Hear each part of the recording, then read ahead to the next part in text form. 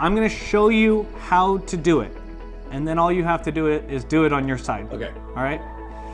We're gonna have 3 cups, and we're gonna rotate these cups at 2 at a time. So when I grab these 2, I'm gonna turn them over at the same time.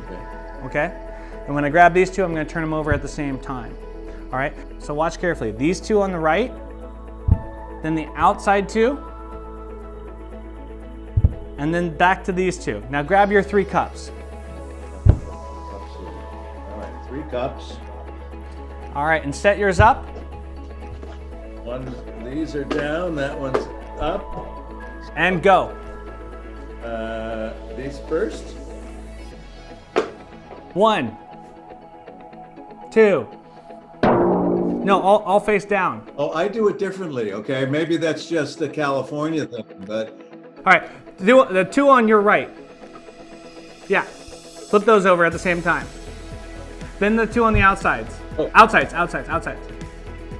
Now flip the 2 on your right again. Great. Now flip the center one over. Give it a shot. You go. Now, without my help.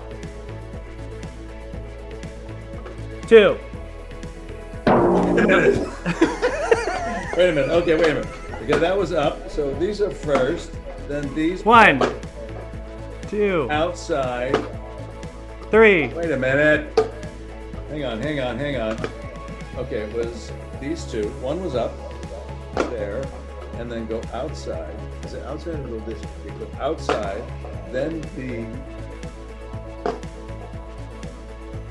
start with the middle down, and these are up. Is that what it is? Yes. Yeah. That's exact. There we go. So what you do is when you present this to somebody, the more symmetrical the glass is, the better.